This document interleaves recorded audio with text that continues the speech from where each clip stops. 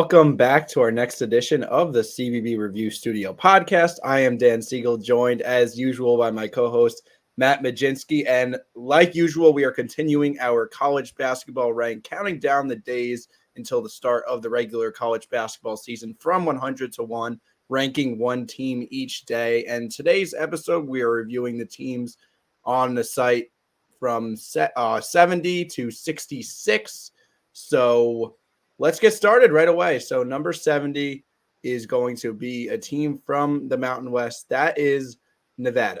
And they have been a pretty consistent Mountain West program. They made the tournament the last 2 years, albeit it was pretty embarrassing the way they ended it both times. I think a couple years ago, they got blown out in the first four. And then last year, they blew like a 13, 14-point lead late. But they've been consistent in the regular season, have had success. And top scorers, Jared Lucas and Keenan Blackshear, are both gone. But they are still a very experienced team. You have juniors and seniors throughout this roster. And leading the way is their center, Nick Davidson. Yeah, I feel like that's where we have to start, Dan, because Ariel wrote the article on our website. Of course, all these CBB rank articles are on our website, cbbreview.com. And Nick Davidson, you look at the stats, doesn't blow off the chart to you, but what Ariel wrote is the 3,000 college basketball player ratings from last year from Evan Maya, 59th. That's Nick Davidson's rating. That's a very big surprise to me because they lose a guy like Keenan Blackshear who they don't really replace. There's no new point guard in to replace what Blackshear did last season, but you got a guy like Davidson. Clearly, Nevada might be going inside more this season. They might be changing up their flow on offense. And, you know, when you got a guy like that who apparently, again, surprised me, but if you look at the analytics, if you're an analytics guy, you might see a guy, and Nevada might see him as their go-to player this season.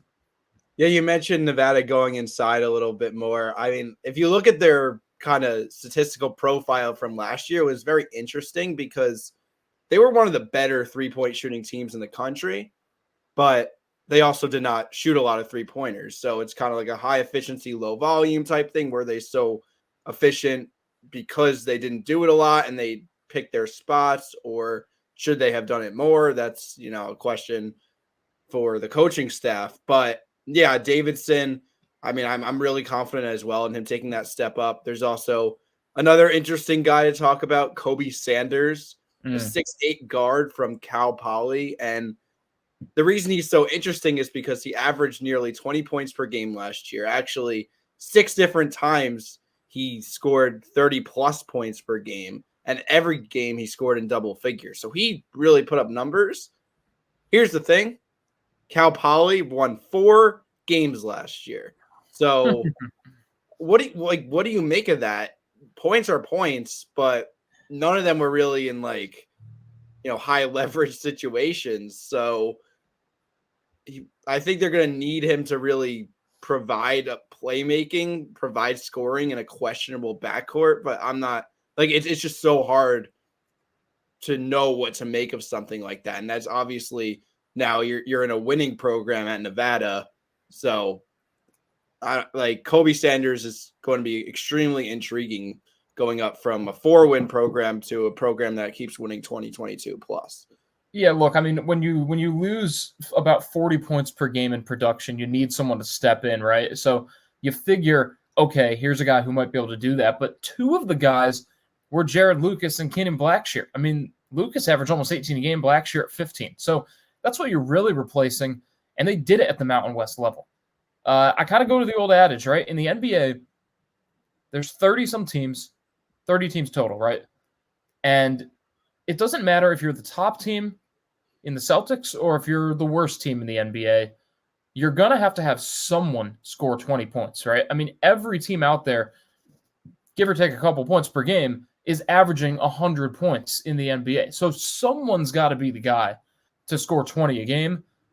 Cal Poly had to have someone. Now, you could look at it and say, in college basketball, about 20 points per game. Not every team has a 20-point per game score. You look at some teams, and maybe it's a little bit more, okay, someone's scoring 15, someone's scoring 13. So I will say this.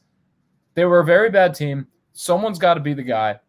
but that doesn't mean that like 20 points in college might translate to more like 25 in the NBA. So I will say that he's a gifted scorer, but I mean that's a big difference, man. I don't think Nevada can even expect him to average 15 a game at Nevada. He seems like he should be able to be a double-digit scorer, but I'm not sure if he's going to be the guy to make up for what they're losing, and I think they're going to have to find it elsewhere. So we've had a lot of Mountain West teams already.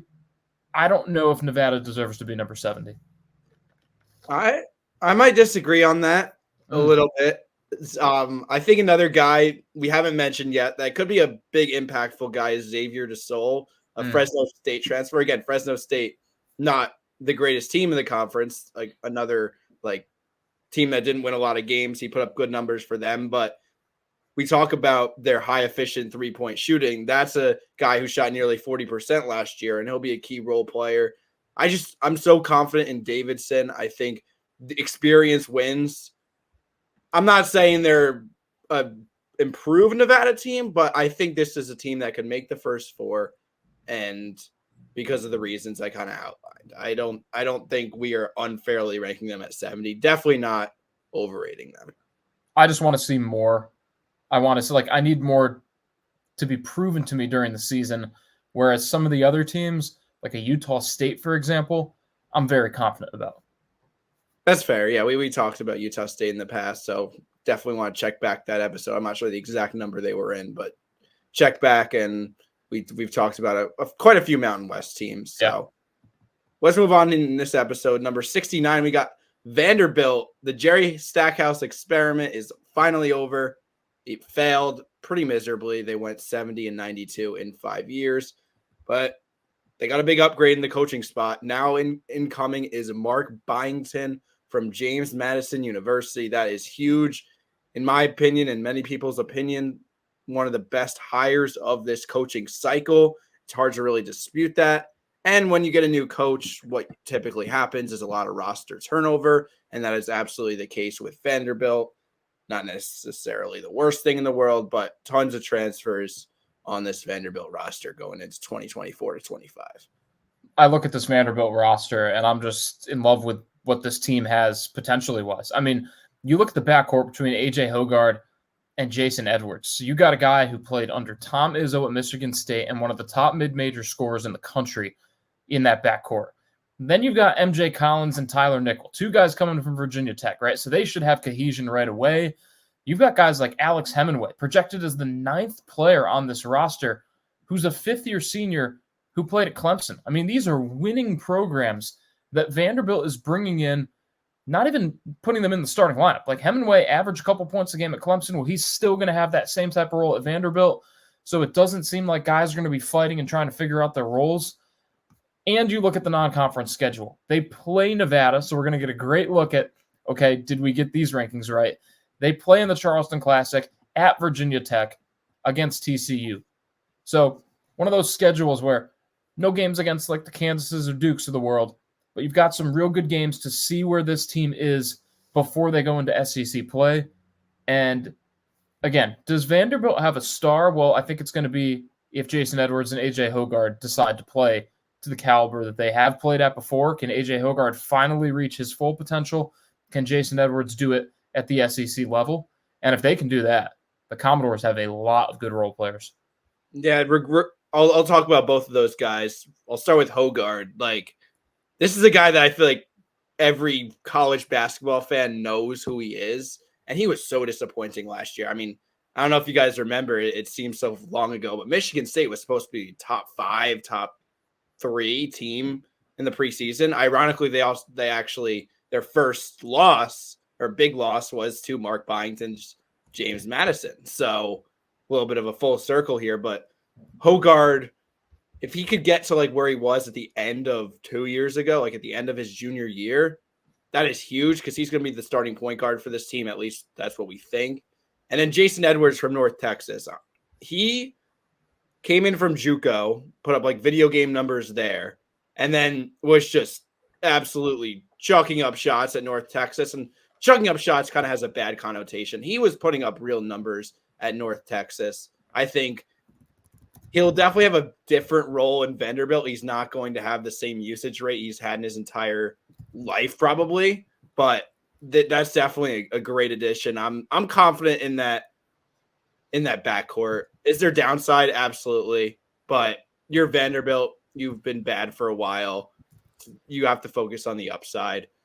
And yeah, I think this team really the big storyline is the fact that they have scorers. Last year they were barely inside the top 200 in offensive efficiency. I think that'll change drastically. I mean, Devin McLaughlin from Boston College, Grant Huffman from Davidson, Chris Madden from Cornell are guys we haven't mentioned yet that average 10 plus points per game at their previous stops.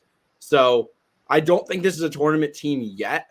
I think their ceiling absolutely is the tournament. But if I'm projecting them like, hey, I'm giving you like even odds here, does Vanderbilt make the tournament? Absolutely not.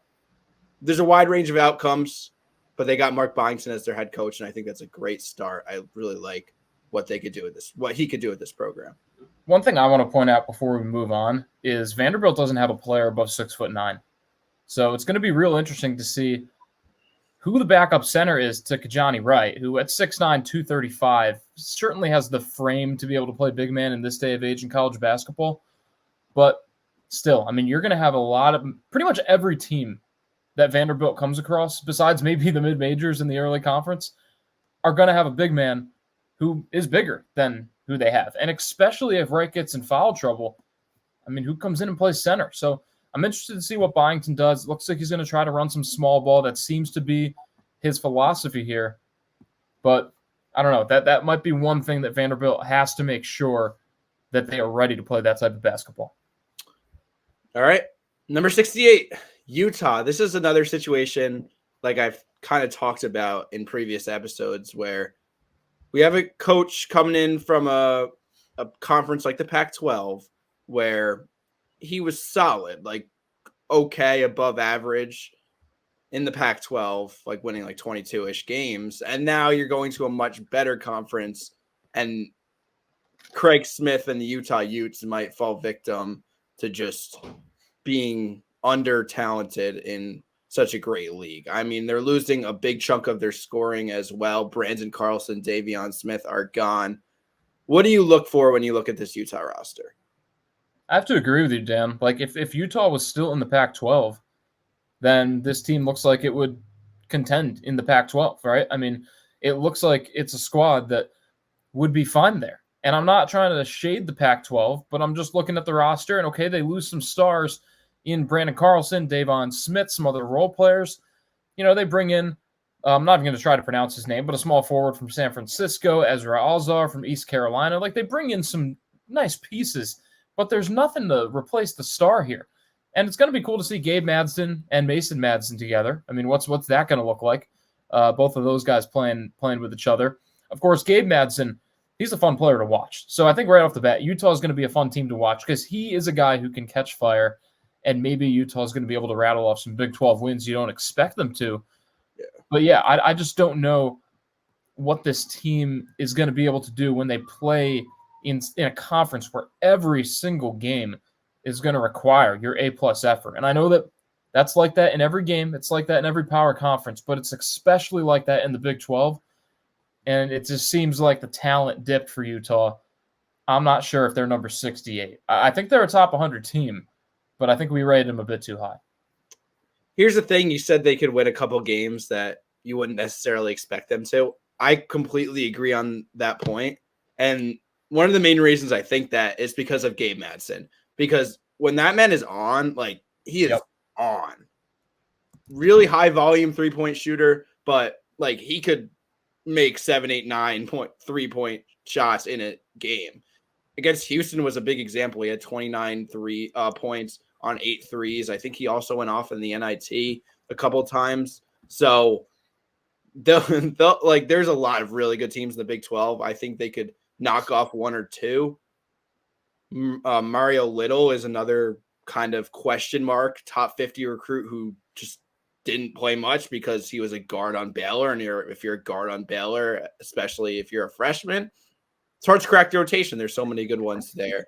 But yeah, like that's really what I think about this team. Mongolian Mike is going to be kind of a fun guy, but he's not going to change really the outlook of this team. I think they'll be probably like 500, maybe just above 500, and towards the bottom portion of the Big 12. That's my prediction. So I'm kind of with you on Utah. Right. And now we got number 67, and I'll kind of defer to you on this one because this is your guys. The Seton Hall Pirates, I'll just kind of set the lay of the land here. Seton Hall loses 3 15-plus point per game scorers, most notably Kadari Richmond, but also Dre Davis and Alamir Dawes. They barely missed the tournament last year. Shaheen Holloway, their head coach, has significantly less power conference experience to work with. Matt, you follow Seton Hall really closely, obviously. What is the attitude going into the year? Probably on the page, Dan, and I'm curious to hear your thoughts after I spew a little bit, but one of the deepest rosters that Seton Hall has had in a long, long time, but the talent has significantly gone down. But what I will say is that Shaheen Holloway doesn't necessarily need talent. He just needs guys that want to buy into his system. Because Shaheen Holloway isn't trying to outscore anyone. He's trying to defend and make life difficult for whoever Seton Hall plays. And I think that they're going to be able to continue to do that. Dylan Adai-Wusu is going to have to score the ball. There's no doubt about it. Because you lose Kadari Richmond, Dre Davis, and Alamir Dawes. That's over 45 points per game from last season. Those are 3 key scores. So Dylan Adai-Wusu is going to have to score the ball. Chauncey Jenkins from Old Dominion, a fifth-year senior, he's going to have to do it. And so is Isaiah Coleman, who I think Seton Hall fans are counting on because as a freshman, averaged about 5 points, 2.5 rebounds, but on a stacked team last year. It was a very, very old, experienced team. So Isaiah Coleman's going to have to come into his own. What's he going to be able to do? After that, it's deep. I mean, you got Scotty Middleton from Ohio State, Zion Harmon, who averaged 14 at Bethune-Cookman, Garway Duell from Providence. A lot of people like his game, and he didn't really get a chance to show it with the Friars. Can he do it with Seton Hall? Gus Yalden, a former 4-star recruit, didn't play at Wisconsin, but comes to Seton Hall. Maybe he can turn his career around. So there's a lot of players on this team. Holloway's going to, play guys about 20, 25 minutes a game and make sure that guys are coming in, and no one's really going to be the star of this team. So I know that that's his way and that's his prerogative. I'm not sure if the talent's there, but I don't know. Like, what do you think about Seton Hall? Because I'm obviously coming from a different perspective. That's pretty much what I wrote down. Like, I think you're looking more of the upside, like, hey, like, these are guys that fit Shaheen Holloway's system. These are tough guys that'll buy in and, like, everything will work out because these are Shaheen Holloway guys and they're deep. I also want to put more emphasis on the fact that they don't really have a game changer. And in the Big East, there's a lot of very talented players. So finishing top 3, top 5 in that conference is difficult with that being the case. I think overall, you balance all the pros and the cons. 67 is a pretty accurate ranking for them. Like, they'll be tough. They'll hold their own. I don't see them making the tournament if I predict them. I think they're another like 1, 2, 3 seed in the NIT. And they'll be like I think a little below 500 in Big East play. That's where I see Seton Hall being. I won't argue with that. I think that obviously with how they missed the tournament last season and having a guy like Adai-Wusu back, I think he's going to drill it into them, and I think that Seton Hall is going to be competitive. I guess my last thing will be the non-conference schedule is very gettable. Last year they lost some games to like a Baylor, and they had a pretty difficult non-conference schedule where they were not going to be able to get the quad 1 wins, and they had to get them all in the Big East, which they did. NCAA didn't like that. So I think Seton Hall realized, hey, let's put a lot of these quad 2, 3 games in, try to build off that, try to see if that changes what the committee thinks. Number 66, we've got Iowa. I'm really excited to talk about Iowa. They just missed the tournament last year for the first time in 6 years. And the thing about Iowa and Fran McCaffrey is their strategy, or the way it turns out at least, is generally this. They have pretty, I'll put it generously, subpar defense, but they just make up for it by being one of the best offenses in the country. Absolutely elite on offense. And last year they just did not have that offense. and that's why they kind of faltered to not make the tournament. But I really like what they returned. I really like Peyton Sandfort and the supporting cast that he has around him. Sandfort, of course, the do-it-all wing, averaged 16.4 points per game last year. Just a good passer, a great rebounder, efficient shooting, gets to the line, and also shot over 90% from the line. So that's a good recipe to put up over 16 points per game. And another guy I wanted to talk about, Owen Freeman, their center, because I think they are much better off with him than Ben Krikke, who is just like he could score. He was skilled, but also extremely unathletic and kind of a liability on defense. And Owen Freeman, who was a freshman last year, certainly showed he could score. And I really like him a lot better on the defensive end. So I think they significantly upgraded at the center spot. They got Drew Thelwell from Morehead State. He'll run the point. He averaged over 6 assists per game last year. So that'll be an interesting piece right there. I don't know. Like, I think Iowa is not a vintage Fran McCaffrey team because their offense does not look elite, but I don't think they missed the tournament. I think they're going to make the tournament this year. 66 is underrating them a little bit. They definitely look better on paper. And Matt, could they be like a pretty average to even above average defensive team? Like, could that no longer be a liability, kind of change around what we generally know Iowa as? It seems like they could. Like, Seydou Traore had some good stats defensively, averaged like a steal and a half. I mean, they've got Owen Freeman, who obviously can defend the paint, get a couple blocks per game. Like, it seems like Iowa, while scoring is always probably going to be Fran McCaffrey's go-to thing, maybe you see an Iowa team that at least is a little more mindful defensively. I mean, I do like this Iowa roster. I'm not in love with it. I mean, Look, Drew Thelwell, that's a tongue twister. I think he's going to be fine and replace Tony Perkins just all right. I don't think Ben Krikke is like a major loss, but I don't think they really brought in anyone. And maybe you don't need to. Maybe Fran McCaffrey's just saying, hey, we're going to ride with our guys. We got a lot of guys coming back. We'll take that chemistry and we'll see where it takes us. But it's just such a tough Big Ten. I mean, you look at the new teams in the Big Ten, and you look at a team like Oregon now, and will USC be better? I mean, we still have them to come in the CBB rank. Like, there's a lot of good teams in this conference. Did Iowa maybe need to add someone? I think it could have been helpful. So I'm curious to see if the chemistry they bring over makes the difference. Yeah, Thelwell is just like he's not a game changer. He's somebody that kind of just fills a spot, fills a void. So I agree. Right. They could have done a little better in the portal. But any other comments on Iowa? I mean, look, I wouldn't project them to make the tournament personally. In these 5 teams that we just talked about, I would argue that Iowa probably could finish with the worst record because they play in such a tough conference, and I don't know if they honestly have got better. I mean, I think you could take the same case for Seton Hall as well. So I want to be fair in that aspect.